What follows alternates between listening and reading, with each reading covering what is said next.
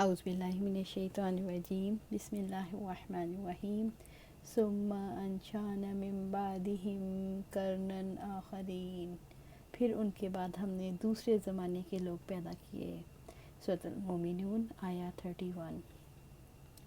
ثم انشأنا من بعدہم قرنا آخرین، پھر ان کے بعد ہم نے دوسرے زمانے کے لوگ پیدا کیے۔ قوم نوح کو ہلاک کرنے کے بعد دوسری قومیں پیدا کی۔ اس سے مراد قوم عاد ہے، کیونکہ اکثر مقامات پر قوم نوح کے جانشین کے طور پر قوم عاد ہی کا ذکر کیا گیا ہے۔ کچھ لوگوں کے نزدیک یہ قوم سمود ہے، کچھ کے نزدیک اہل مدین ہے۔ فَأَرْسَلْنَا فِيهِمْ رَسُولًا مِّنْهُمْ أَنِ اعْبُدُوا اللَّهَ مَا لَكُم مِّنْ إِلَٰهٍ غَيْرُهُ أَفَلَا تَتَّقُونَ، پھر ان میں ہم نے ایک رسول انہی میں سے بھیجا کہ اللہ تعالیٰ کی عبادت کرو، اس کے سوا تمہارا کوئی معبود نہیں، تو کیا تم ڈرتے نہیں ہو؟ سورۃ المومنون آیا 32۔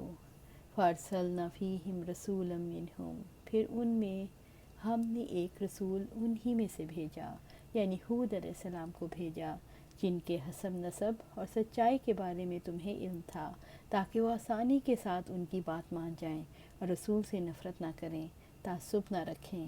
ان اعبدوا اللہ ما لکم من الہ غیرہ، کہ اللہ تعالیٰ کی عبادت کرو، اس کے سوا تمہارا کوئی معبود نہیں۔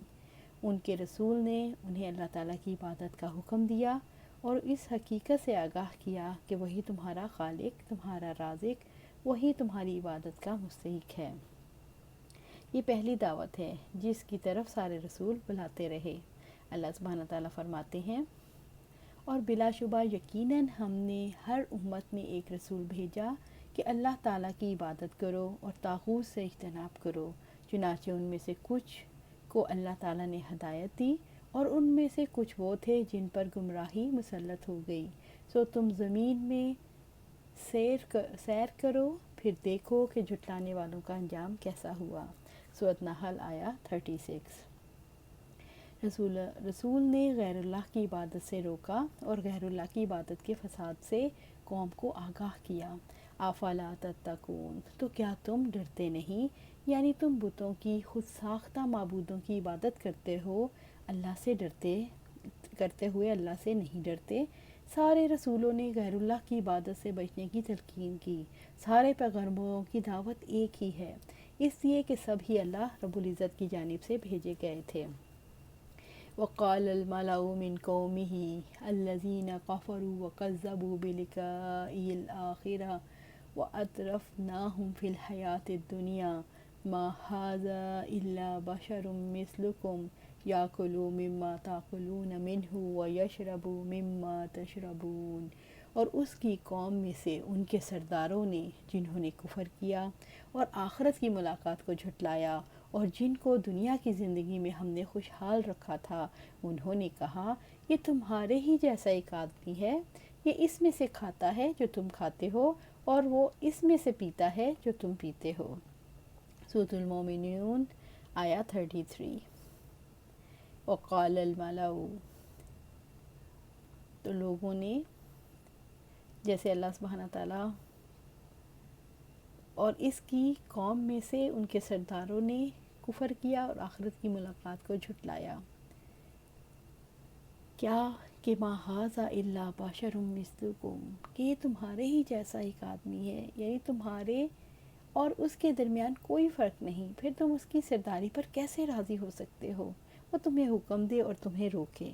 یاکلوا مما تاکلون منہ ویشرب مما تشربون، یہ اس میں سے کھاتا ہے جو تم کھاتے ہو اور اس میں سے پیتا ہے جو تم پیتے ہو، یعنی اسے کسی چیز میں تم پر فضیلت نہیں، وہ فرشتہ کیوں نہیں کہ نہ کھانا کھائے اور نہ پانی پیے۔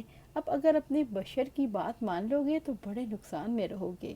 معاشی خوشحالی رب سے تعلق کاٹنے کا سبب کیسے بنتی ہے؟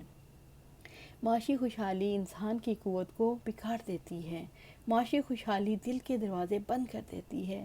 معاشی خوشحالی عقل کو بند کر دیتی ہے، معاشی خوشحالی دلوں کو پتھر کر دیتی ہے، معاشی خوشحالی احساس نہیں کرنے دیتی۔ خوشحال لوگ کسی بات سے متاثر نہیں ہوتے، اس لیے وہ حق بات کو نہیں مانتے، یوں ان کا تعلق رب سے کٹ جاتا ہے۔ اللہ سبحانہ تعالیٰ ہمارے دلوں کو پتھر ہونے سے بچانا۔ اللہ سبحانہ تعالیٰ ہمارے دل ایسے نہ ہوں کہ حق کو نہ تسلیم کریں۔ اللہ سبحانہ تعالیٰ ہمیں اس سے بچانا۔ وَلَئِنْ أَطَعْتُمْ بَشَرًا مِثْلَكُمْ إِنَّكُمْ إِذًا لَخَاسِرُونَ، اور اگر تم نے اپنے ہی جیسے ایک انسان کی اطاعت کی تب تم بلا شبہ ضرور خسارہ اٹھانے والے ہی ہوں گے۔ سورۃ المومنون آیہ 34۔ وہ کہنے لگے اگر تم نے اپنے ہی جیسے ایک انسان کی اطاعت کی تب تم بلا شبہ ضرور خسارہ اٹھانے والے ہی ہوگے، یعنی اگر تم کسی انسان کی بات مانو گے تو تمہیں زندگی اور مقام کا خسارہ ملے گا۔ وہ خسارہ یہی تھا کہ رسول کو مان کر تم اس کی فضیلت کو مان لو گے، جبکہ ایک انسان دوسرے انسان سے افضل نہیں ہو سکتا۔ یہ غلط فہمی منکرین بشریت رسول کے ذہنوں میں ہمیشہ سے رہی، حالانکہ اللہ جس کو رسالت کے لیے چن لیتا ہے تو اس کی وجہ سے تمام غیر نبی انسانوں سے افضل ہو جاتا ہے۔